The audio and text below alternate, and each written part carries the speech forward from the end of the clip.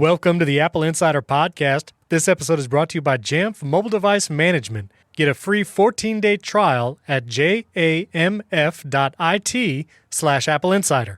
And Molecule. Get 10% off your first order when you use the promo code AppleInsider, all one word. And the Nebbia by Moen Spa Shower. Use the promo code AppleInsider for 15% off Nebbia products. Welcome to the Apple Insider Podcast. This is your host, Stephen Robles, and joining me this week, my friend across the pond, William Gallagher. How you doing? Hello. I was going to say I'm really well. Definitely in a good mood. Definitely up. Right. But, still no parcel from you with iPads and Apple Silicon involved. Well, listen, chances of that parcel coming, it's very much up in the air. And so that was actually a great segue. I'll assume that you intended that, because the big news is this March event that Apple may or may not hold, where said iPads may or may not be released. All information is pointing towards now March 23rd. Earlier rumors pointing towards the 16th, which would be less than a week from the time of this recording if you're listening to it on the day it comes out. But now, everyone's saying March 23rd. There was a tweet from, and I'm not sure how to pronounce this. William, I know you're from the UK. I think you have better pronunciation, so I'll defer to you if you know how to pronounce it. But a tweet from Duan Rui? That's what I say as well. So it must be right, clearly. That's right. Okay, very good. Well, a tweet from him, and then subsequent leakers like John Prosser and Apple Track, they are all looking at March 23rd, most likely going to be an Apple event. Now, if there is an event, which again, Apple has not confirmed, if there's going to be an announcement, it'll probably come this Tuesday, March 16th. Apple typically gives everyone a week lead time leading up to these events. But what will be announced is the question. I am hoping for iPad Pros. So many things could occur at this event. Now, it's looking like new MacBook Pros, which redesigned 14-inch and the more powerful MacBook Pros using Apple Silicon. We've seen some rumors that that's probably coming later this year in 2021, possibly a summer or fall release. So I personally don't think we'll see that. There's still the possibility of the Apple Silicon iMac. Rumors say that it is ready to launch, basically. But in addition to the iMac, I'm just going to give the quick bullet points, and then I want to touch on a few of these. It's AirTags, possibly, the long-rumored AirTags. Possible AirPods 3. We've seen new renders and leaks of those. Possible new iPad, iPad mini, and or iPad Pro. And we'll talk about the case at Target that alludes to one of those products. And possible Apple TV, refreshed Apple TV hardware. William, I feel like there's nothing else possibly that could be said about AirTags because they've been rumored for forever. Yes. And maybe they'll finally come out. I don't know what else to say about them. Don't you feel we've already got one? I keep patting my pockets thinking I must have one somewhere. That's a tile. You think it's an AirTag, but it's actually a tile. You missed something off your list, though. Okay. Apple Car. That's definitely going to... Look, if I'm right, it's going to be incredible, isn't it? You heard it here first and only. Sure. So, just put it out there, see what happens. Okay, sure. That is it's a possibility. We've seen recent rumors that they could look towards Foxconn for manufacturing. So we have Apple Car. That's William's information specifically. I'll just leave that with him. We have the possible AirTags. Now, the AirPods 3, we talked about this a couple weeks ago, and now there's additional renders and images of these new supposed models. Again, if you haven't seen these, check out the chapter art. You can see what they look like there, but they basically look like AirPods Pros minus the silicone tip. I keep looking at these images and I want to be excited about them, but I struggle with are these things going to stay in the ear? And I know everyone was concerned about that with the original AirPods, but I don't know, these look like a funny shape. I don't know, how do you feel about these? It took me a while to realize actually that the silicone tip was missing. I was looking at it thinking, that's the AirPods Pro, it's the AirPods Pro. Oh, okay. Right. All right. I quite like the silicone tip. I don't want to be disappointed by AirPods because I love AirPods, but I'm not going to... This isn't one of those where I'm going to suddenly think the AirPods Pro in my ear are rubbish and out of date and I must change. I'll just be glad there's a new choice for people. That's what I think. Absolutely. And there's a wide range of preferences. So we actually had a listener write in after I talked about the Comply foam tips that you can get as replacements for your AirPods Pro. That was David on Twitter. He said he tried the Comply and loved it. So, if you really want to do the AirPods Pro, current model anyway, but they don't seem to stay in your ear, I encourage you to try out some of those third-party foam inserts. But we have the AirPods 3. You can check out that render. Now, the iPad story is interesting.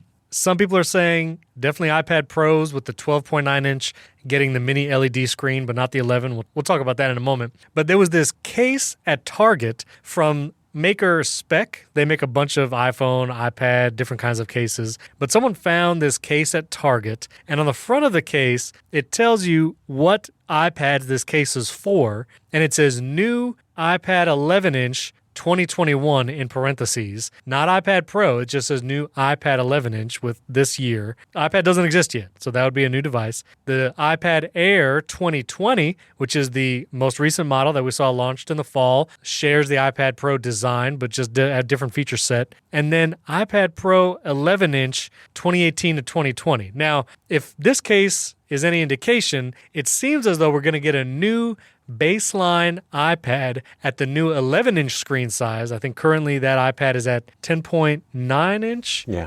So this would be a new baseline iPad sharing the design presumably of the iPad Air, because they're saying that this case fits all these models. So it doesn't appear like it's going to have that rounded edge, rounded back kind of design anymore, that it'll all be the square edge. So if this case is to be believed, is that a new baseline 11-inch iPad is coming. Nothing to say about a new iPad Pro necessarily, or iPad Mini, which that's rumored as well. Do you think we could take anything from this case, or is Spec just kind of hoping on hope that there's a new baseline iPad coming? I'm not sure. People put out cases and they're completely wrong sometimes. It isn't often, but it does happen. So I don't know. But in this case, it feels like Apple's trying to move it so that the iPad looks indistinguishable, whichever model you're going for. The same design all the way out. And it's a really good design, so why not? But I think this is going to make choosing hard. Just last week, a friend was asking me the difference between the iPad Air and the iPad Pro, and I was advising her to go for the Air because of what she needed. The current 11-inch Pro isn't good enough. So it feels to me like because they're so close, I think it was more likely we'd get a new iPad Pro that would widen the gap a bit. And then this case story came along, and I'm just not sure. So one of the other rumors that came out along with all this past week was that Mini LED, the screen technology that we've talked about, that Ming-Chi Kuo and others have said are coming to Apple products this year, that the 12.9-inch larger iPad Pro will get the Mini LED screen, but the 11-inch smaller iPad Pro will not. This would create a feature disparity between the larger and the smaller. Right now, iPad Pro models, whether it's the 12.9-inch or the 11-inch, same feature set across the board. The screen size is the only difference. So this would be introducing, for the first time in a while, a feature disparity aside just from screen size. And this causes an issue for me, William, and also for you. You just don't know it yet because, if I can't decide what to buy, I can't send you my old one. Oh, but okay. I know, you got to get Apple on this. And we had that with the iPhones this year also. The iPhone 12 Pro Max has a better camera system than the 12 Pro. So we have feature disparity between the two screen sizes there. When it comes to iPad, I've been talking about it on this show for a while. It's my main podcast editing device. I do a lot of work on it. And if I've been holding out to upgrade. I didn't do the 2020 model. I only have the 2018. And if I'm going to have to choose a feature disparity, I want the smaller size because that's what I've used. And I have a 13-inch MacBook Pro. I don't want also a 13-inch iPad. But if there's a feature disparity and Mini LED is only going to the big one, I feel like I might be inclined to go with that one. So I actually get the most features that are available this cycle because I'm not a every model iPad upgrader, as you would say. I don't know. What do you think, William? I'm oddly reluctant to suggest this, but you could get both and return one. I don't know why it is about me. I don't like buying things and returning them just on practically a whim. Return them if they're broken, yes, that's fine. But I know plenty of people who try out different size models for exactly that reason, to see which size suits them. So you could do that, or you could just buy both, and whichever one you settle on, send me the other. Yeah, I knew it coming. I knew it was coming. Yeah, I felt I had to. I saw the train all the way in the distance. Yeah, you could do that. And I will say I've returned some things at Apple, and of all the retailers, Apple really makes it easy to return things. They don't pester you with questions. They were like, oh, you didn't like it, or did it not function? Like, they don't ask all those annoying questions other retailers would. So I appreciate that. They do make the return easy. With COVID restrictions at different Apple stores, it will at least be a wait. I don't know. I'm not one to buy two of a thing and try it. I feel like if there's a new screen technology, I'm pretty sure I would notice the difference with the amount of time I spend on it, especially editing. So I probably would just spring for the 12.9 inch. But I really think The 12.9 is an incredible machine. I mean, my iPad Pro is 2015 model, so very old, but it's the 12.9 inch, and it's still to this day, it feels like I've got my hands in my work. You know, I've got two hands on the keyboard, two hands meddling around with OmniFocus and stuff. It's very immersive, and I think more so than previous iPads I had. So I would try to spring for the 12.9, but it is also bulkier, isn't it? So it's very hard to decide. It is, yeah. And smart keyboard wise, that would be an additional cost because I have Apple's smart keyboard with the trackpad for my 11-inch. I was hoping I'd be able to reuse that smart keyboard with the new iPad if it comes out, since the iPad Air uses the same smart keyboard. But if I go with the larger size, then that's going to take whatever the new smart keyboard, because that's been rumored too, that they might refresh the smart keyboard with trackpad. So, that'll probably be around $700, just keyboard alone. We'll see. I don't know. We have no rumored pricing or feature set or anything like that, but at least for a size difference, it would require me to get a new one. So we will see. This episode is brought to you by Jamf Apple Device Management. I was so excited to hear when Jamf was coming on board AppleInsider because I have personally used Jamf Mobile Device Management for 5+ years, and I use it right now to manage 50+ Apple devices, from Macs to iPads to iPhones. Now, as you may know, Apple, Microsoft, and Google all have unique workflows to provision, encrypt, and deploy enterprise technology. That's why any attempt for a single management tool has failed to be successful. But as Apple device adoption continues to grow in organizations, people are doing bring your own devices to work, and there's lots of people with iPhones and iPads out there. The need to provide Apple dedicated tools for IT and security teams has never been greater. And Jamf is the only Apple enterprise management solution that covers everything you need to connect, manage, and secure Apple devices for your organization without negatively impacting the end-to-end user experience, or even requiring IT to touch the device. You can literally deploy a shrink-wrapped Apple device, it's a Mac, iPad, or iPhone, from the factory to your staff, and when it arrives, they can unbox it, power it on, and get straight to work, and the settings and provisionings and how you have it set up in Jamf will automatically be deployed.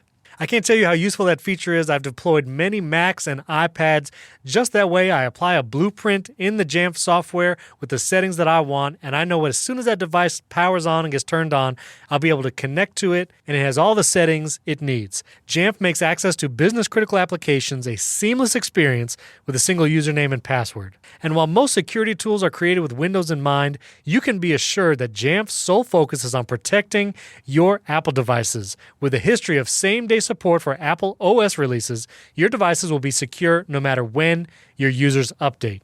More than 40,000 organizations rely on Jamf to keep devices connected, up to date, and secure, while ensuring users have the resources they need and the world-class Apple experiences they know, love, and expect. So for you Apple Insider listener, unlock the power of Apple and Jamf today with a free 14-day trial. Try it totally for free. To get started, go to jamf.it/AppleInsider. That's jamf.it/AppleInsider and get a 14-day free trial. jamf.it/AppleInsider. Our thanks to Jamf for sponsoring this episode. So, Apple TV, I would be interested in that. I would love for them to add spatial audio and make it better. It's my main set-top box. I watch everything through Apple TV, so I'd love to see that. And then the iPad mini, some people out there really love the iPad mini. I think some people use it as kind of a Kindle replacement, some people for their kids or education purposes. I've actually never owned an iPad mini, so maybe I don't know the joys of that screen size, but people are super into this idea of a refreshed iPad mini. Have you ever had a mini? Do you care for one? I had a mini for a day. My sister-in-law had one and wanted me to, I can't remember what it was now, what she wanted done, but just because of time, she had to leave it with me for a day, and I ended up reading on it for an evening, and given that it's not that much bigger than, I think, the iPhone XS Max I had at the time, I really enjoyed the mini, so I get why she's very happy with it. I need my iPad to do more than just be a reading thing. Unless I got a range of them, it wouldn't do enough of what I need. But great machines, so yay for an update. But Apple TV, you just mentioned that. I remember buying Apple TV and trying to convince my wife Angela that it was worth using. And the other day I realized she mentioned to me she can't remember how to not use it. Well, keep your eye on Apple Insider for that possible March 23rd event. And again, we're very much looking forward to see Apple release some stuff this year. But talking about products that are being released and then no longer will ever be released, we have to say goodbye to the iMac Pro. It was said this past week Apple's stock was going really low, and now it is just while supplies last, and the iMac Pro is officially discontinued. You can still buy it if you go to Apple's website. I think it's the base configuration is still available, but it's only while supplies last, and then it's going to go away. That's it. We had a one generation, never refreshed iMac Pro, and that's it. We barely knew ye. It's sad. Everybody who got one seemed to love it. Yeah, everyone who got one seemed to love it. Marco Arment from ATP, he loves that. And we actually bought one here in my business place for a video editor, and they thought it was great. And it had a unique cooling design where people who owned it said, super quiet. But an Apple Silicon iMac is probably going to be amazing. And this iMac Pro model is just going to be moot, I would imagine. So no more iMac Pro. That's it. Touching on the Apple AR/VR headset, Ming-Chi Kuo sent a note to investors this past Tuesday talking about the rumored headset that Apple is developing. Some details, again, not confirmed, but Ming-Chi Kuo is saying that there could be a total of 15 cameras on this AR headset and that it will possibly launch next year in 2022. And with these headset rumors, when they first started coming out, I was always very skeptical. I'm like, this doesn't feel like an Apple thing. And even the Apple Car, I still struggle with sometimes. But with all the leaks and rumors that surround these products, obviously Apple is working on them. But to actually deliver a product to the public, I think is inevitable, especially with the headset. And it's one of those things where Apple does need new areas of products to get into. I mean, they have saturated the market with iPhone. Obviously, they still sell a ton of them. But as investors are looking for, and they're looking for future growth, it's going to take new product categories. And, Apple Silicon will do wonders for their Mac line because they make the chip now and they can control release cycle. But I'm sure Apple is always looking for those new product lines. And this AR headset, it's very interesting. I think AR is a little more interesting than VR and the possibilities there. So, who knows what it will cost, how accessible it will be. But I'm curious about it, for sure. I'm curious to see this thing come out one day. I believed it was coming until the 15 cameras. Now I'm thinking there's somebody in Apple Park thinking, go on, add another camera. Let's say we're going to do 15. 10 isn't enough. Just put 15. Go on, let's see what they go. That's a lot of cameras. The thing that threw me, there was some comment in Chico's thing about contact lenses eventually. And that's suddenly startling. I think I've unconsciously become used to the idea of Apple glasses, but then going that stage further with lenses. I don't know. I'm just... Do I want to walk around looking at the world knowing it's half of it's real, half of it isn't? Yeah, probably, actually. So. Yeah, it's interesting. The idea is interesting. When I've done augmented reality on the phone, if you've never done it, what's the app for the constellations and looking at the stars? Oh, I've used that as well, and it's so fascinating, isn't it? Sky Guide. Sky Guide. Thank you. I think there are a couple, actually. There are definitely a couple. I'll put the link to a Sky Guide in the show notes. But if you've never done it, if you're looking up at the sky at night and wondering what constellations you're looking at or where's the Big Dipper, using one of these apps and pointing your phone to the sky, it uses the GPS so it knows where you are on the Earth, the accelerometer, gyroscope, all that, and it will literally line out the constellations in the sky. It'll give you the name.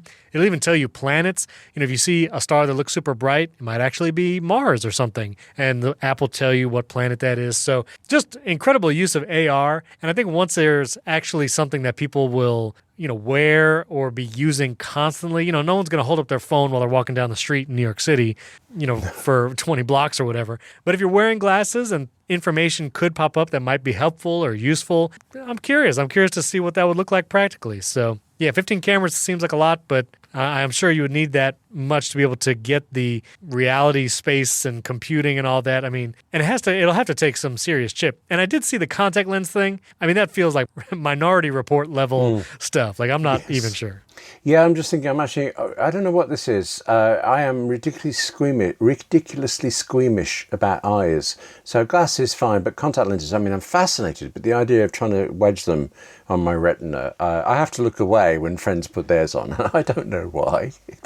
They're fine with it. But yeah. Yeah, it's a little weird. You're basically touching your eyes, and it's strange. So anyway, Let's also talk about Quo also mentioned that a unibody camera lens could be coming to the 2022 model iPhone, which would be a year and a half away, but that the camera system would have this kind of unibody design that integrates the camera's voice coil motor with its lens array. I don't know exactly what that means, but if it would mean getting a less Swiss cheese look to the back of my iPhone, I'd be totally for it.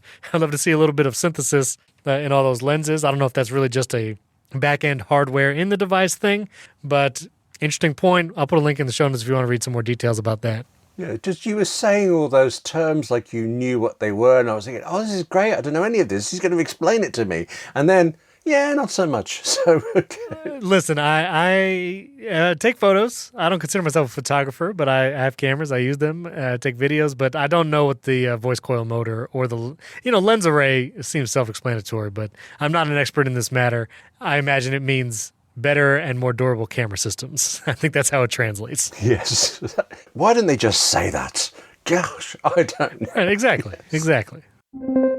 This episode is brought to you by Molecule. Molecule air purifiers are reimagining the future of clean air. Global air pollution is worsening at an ever-increasing rate. Over 80% of people living in urban areas that monitor air pollution are exposed to air quality below World Health Organization standards. What sets Molecule apart is the Pico technology that they have developed, which doesn't just trap pollutants and allergens, but actually destroys these on a molecular level. How do they do this? Being developed over 20 years, Molecule's patented photo electrochemical oxidation, you like that? That's what the Pico stands for, is scientifically proven to break down pollutants to their safer molecular components without producing ozone, a known lung irritant.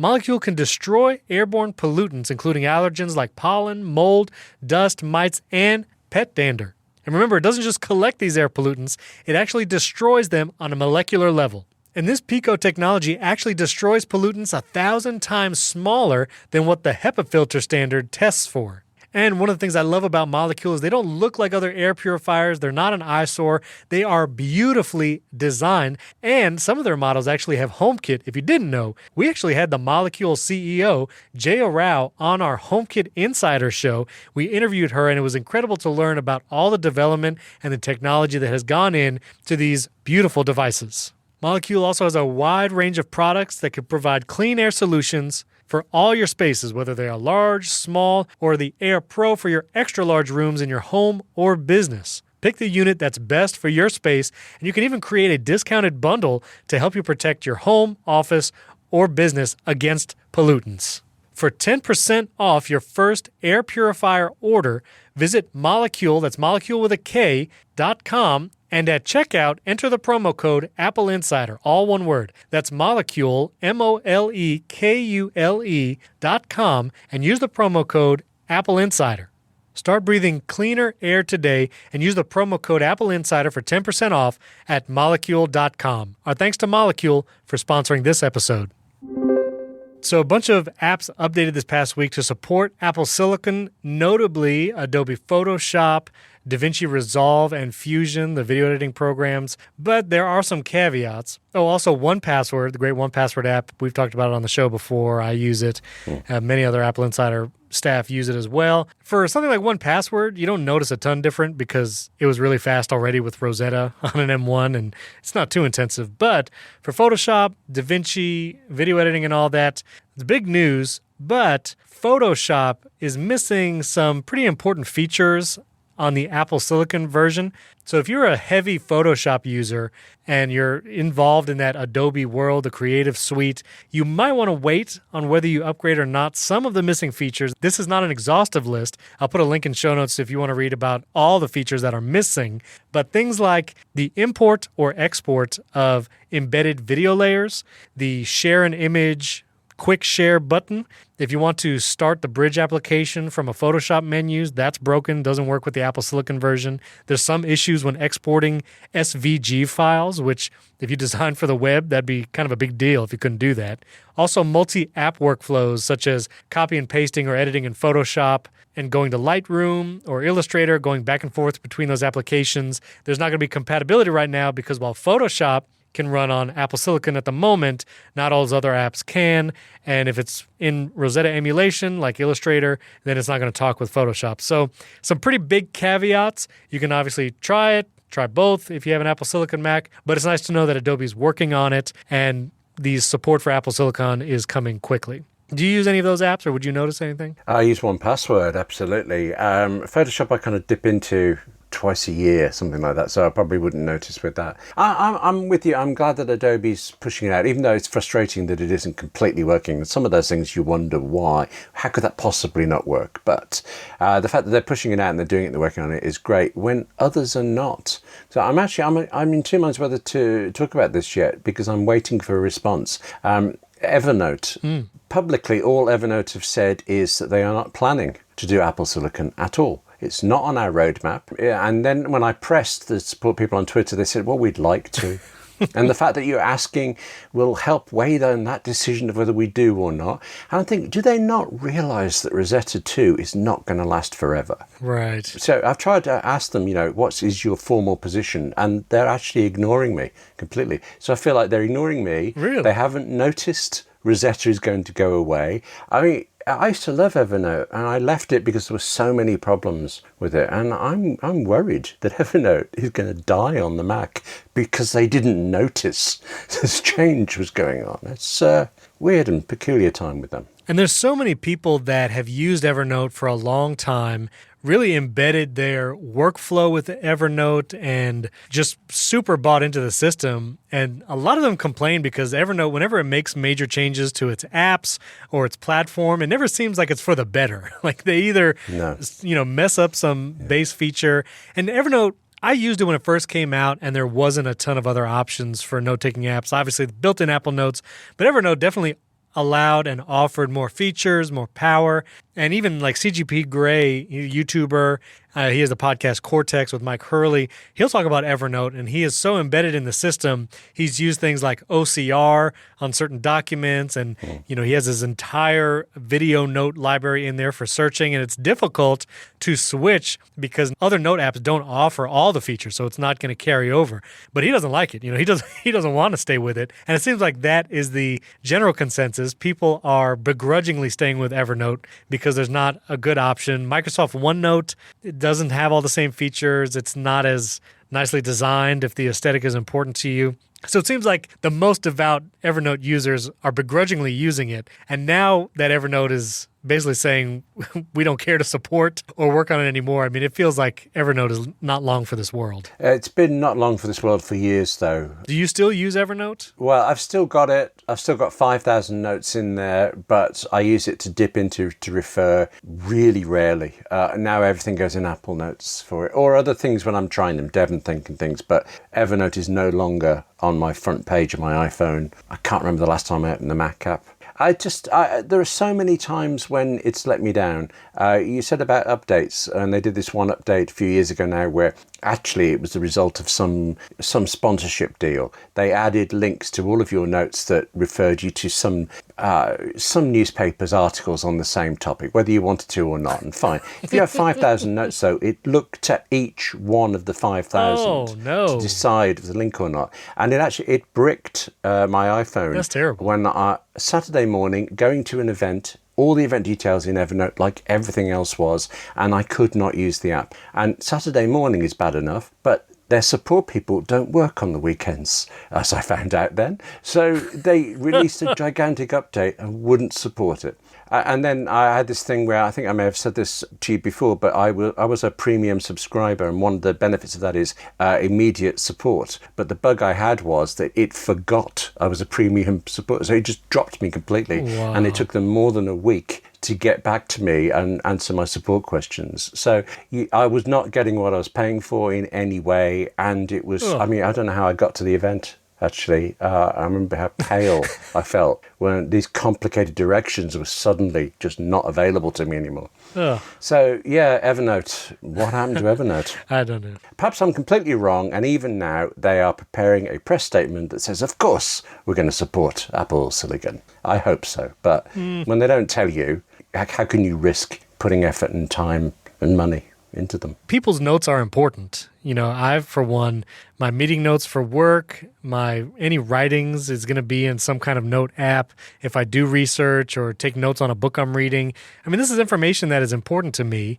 And I also want it in a format that is exportable and transferable. And so I typically use apps like Bear, and I'm actually trying IA Writer again, and I'm actually enjoying it. But those applications allow you to export all your notes in varying formats, and you can move it around. Something like Evernote, you might be able to export your notes, but because it has such deep features, whether it's integrated media in your notes or OCR again, or different things like that, you're not going to be able to move your entire Evernote library somewhere else easily. Like, it's going to be a chore if you want to move it, and I try not to lock myself into a system like that. Well, it looks like an internal AppleCare email seen by Mac Rumors points to randomized serial numbers coming to Apple products early this year in 2021. Now, if you have an Apple product, it has a static serial number. With this randomized serial number thing, it's going to be 10 digits in length, and the change in format will basically make it impossible to glean certain details of the device, such as the location of manufacturing, where it was made, even the week and year of production, details that can be determined with the current serial number system. But once they go to this randomized serial number system, it won't be like that. You won't be able to find that information. And I think some of the numbers or letters of the serial number will be like hashed out with X's if you look it up on your device. So interesting. I'm not sure the exact motivation, if they're just trying to make some of that information more obscure, but randomized serial numbers probably coming to Apple products this year. They're just spoiling the fun. The hours I spend reading the serial numbers off my devices and writing down points of origin. It's like a train spotting habit with me, really, and they're taking it away, and I don't know why. This episode is brought to you by the Nebia by Moen Spa Shower. If Apple made a shower head, this would be it. Let me tell you a little bit about where Nebia comes from. They originated in Mexico City, where water shortages were a big problem. They came to Silicon Valley to raise money. And get this, none other than Tim Cook, Apple's CEO himself, was Nebia's first investor. Not only that, but the Nebia product was developed by former Tesla, Apple, and NASA engineers to create a superior shower experience while saving water. And that's the mission of the company. They want to save water and have already saved over 175 million gallons of water. Now, when you think about changing out your shower head, that might seem a little intimidating. You might not be a super do-it-yourself person. But me, which I'm not super do-it-yourself, I got the Nebia by Moen Spa Shower, opened it up, and they have super clear instructions, step-by-step. They give you all the parts you need.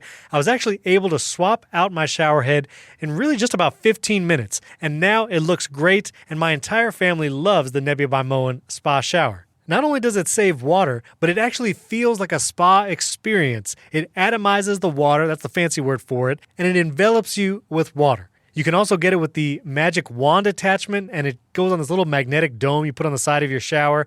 Really love that. And not only does it have great rinseability, it actually has great thermal comfort. I learned that term from them, and that means it just gets really hot and it feels great. It comes in multiple finishes. I got the brushed nickel finish, and it looks great in my bathroom against the tile. And this is Nebia's most advanced and affordable shower, starting at just $199. And not only can you get the Nebia by Moen Spa Shower, but they have tons of accessories. I actually have one of their shower shelves in the same brushed nickel finish. You can put the soaps and hang your loofahs on there. It looks great.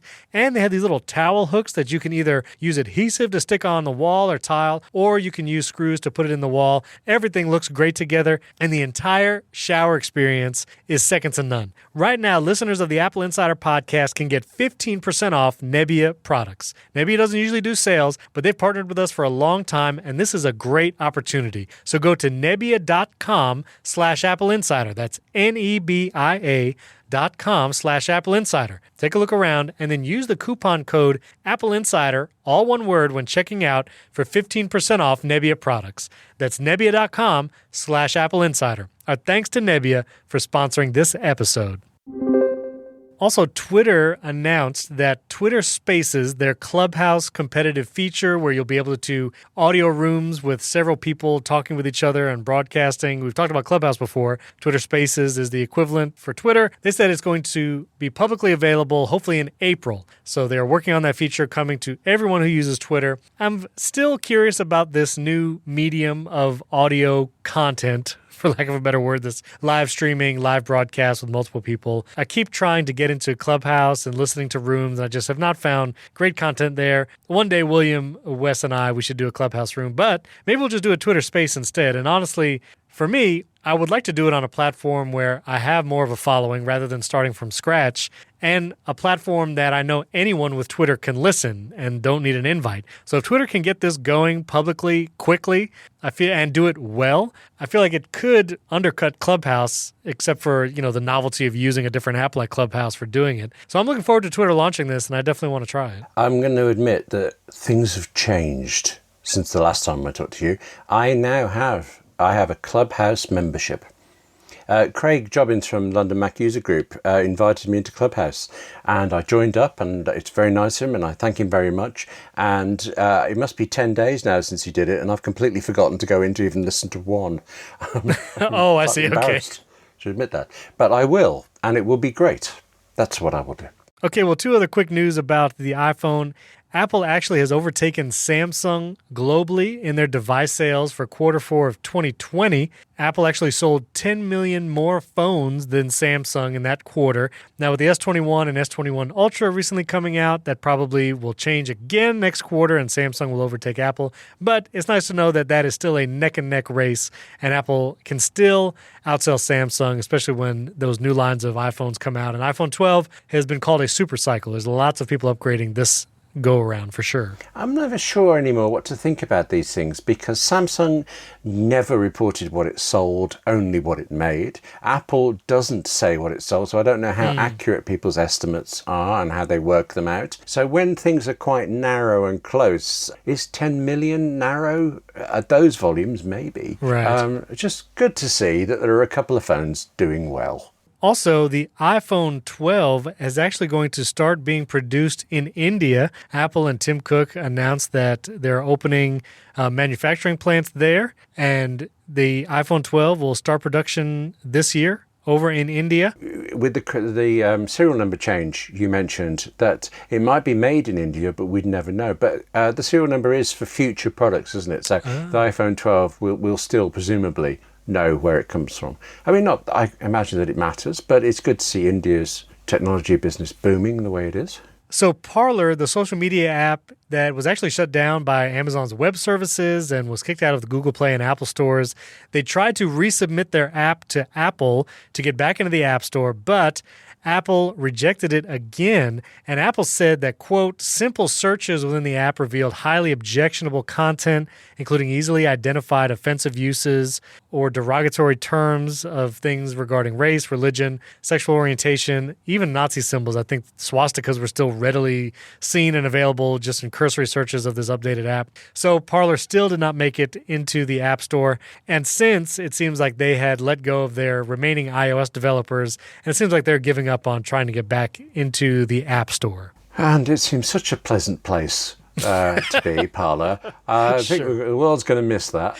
Yeah, for sure. So also, a new Apple TV Plus original TV show was announced called Lady in the Lake. It's actually going to star Natalie Portman, and it's co-written by Alma Harrell. I hope I pronounced that correctly, but it's actually their first foray into television, both Alma and Natalie. And I'm excited about this. I don't know about you, but I've been enjoying For All Mankind. Ted Lasso has won a bunch of Critic Choice Awards and the Golden Globe. Apple TV Plus, however it started and, maybe rocky start, first year of content, I have to say it is really maturing, and I'm excited about a lot of the content coming to Apple TV Plus. Have you been watching some stuff on there? Nowhere near as much as you. I must try Ted Lasso, because I avoided it because I read the script to the pilot episode and I thought this was really quite clunky, and I couldn't see how it could run for as many episodes as it has, but clearly it's running and running very well, so I should try it again. Plus it's about sports, which is clearly not me. So it had like 3 strikes against it for me, but I'll give it a 4th strike and see what happens.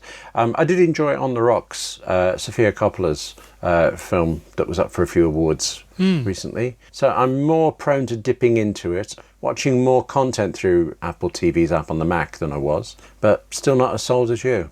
Wait a minute. So you read the script of the first episode of Ted Lasso in its entirety, but have not seen it? Yeah, it's only a 30-minute episode, isn't it? So what's that? 35, 40 pages or so. It was available. I read a script every day. That was next on the list. If I'd liked it, I would have watched the show, and I didn't, so I kind of forgot about it. But then, everybody's very persuasively raving about it.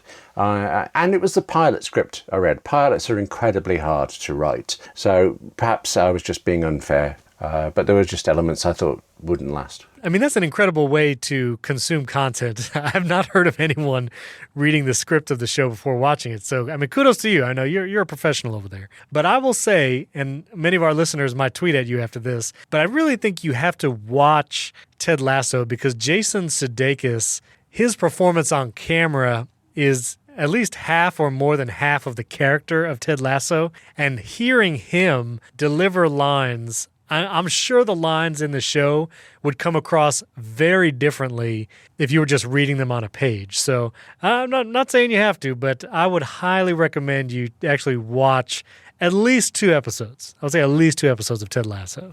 Okay, but as soon as the last time somebody said that to me, they said, watch these specific 10 episodes of Babylon 5 and you'll be a fan for life. I have not spoken to that person since because of it.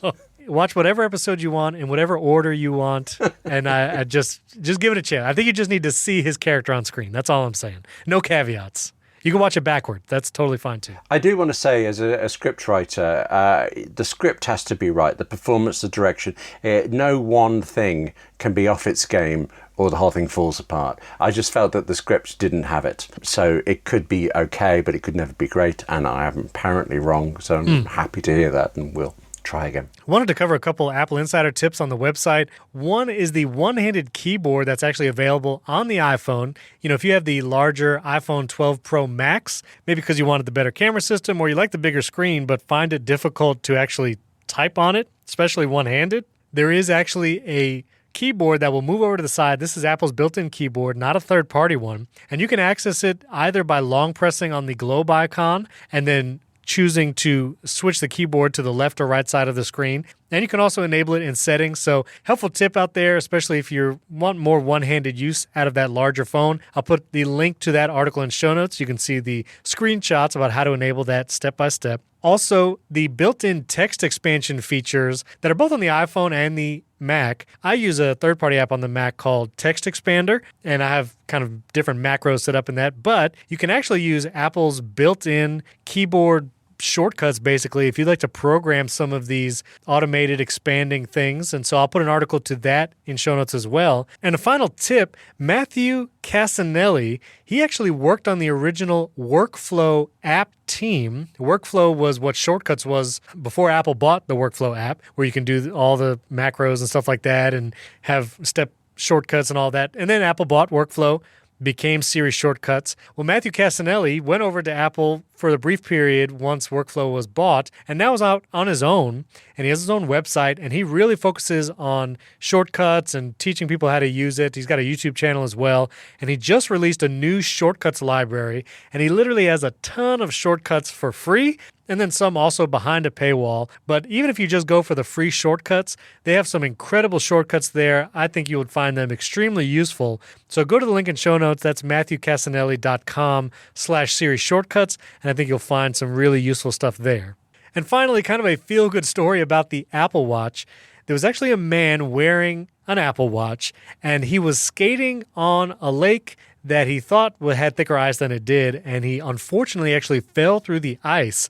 And it was a pretty dire situation, and then he remembered that he was wearing his Apple Watch and he could make a call from it. So he actually called 911 from his Apple Watch, and hypothermia was a concern. He wasn't sure if he had any more than 10 minutes really until hypothermia set in. But the fire department, after he called 911, actually showed up within 5 minutes of the call and was able to save this gentleman. And it's just a pretty incredible story. Again, we've heard lots of stories about the Apple Watch helping people who have fallen, people after car accidents. I actually know someone personally who was wearing the Apple Watch and got a low heart rate notification and actually had to go to the hospital and found out they were in kidney failure. She's doing fine now, but again, she would have not known unless the Apple Watch warned her of that low heart rate. So just we hear these stories all the time, and they're incredibly interesting. And again, Tim Cook has said that he believes Apple Watch is going to make such a significant difference in the health sphere, and it seems like they are already doing it with the kind of features and stories we hear about the Apple Watch. I know we hear a lot of stories about Apple Watches saving life. It never gets old. It's always impressive.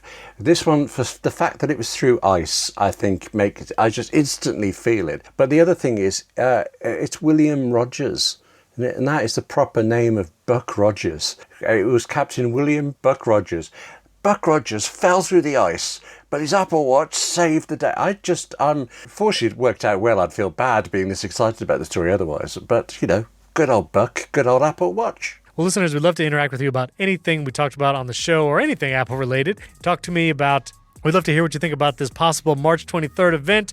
If you're looking for those iPad Pro with mini LED, if you would go with the smaller iPad Pro, even if you don't get the good screen, or any of the other rumors and links, anything we talked about, we'd love to interact with you on Twitter. You could find William and my Twitter handles in the show notes. You can click the link and follow us there. You can also email me. That link is in show notes. We'd greatly appreciate a 5-star rating and review in Apple Podcasts. Several of you do that every week. We greatly appreciate it. That really helps us out a lot. And don't forget to check out HomeKit Insider, our podcast about smart home and HomeKit devices that comes out every Monday. Link to that in show notes as well. And Apple Insider Daily. Get the top Apple headlines in just a few minutes. Thanks for joining us this week. I'll catch you next time.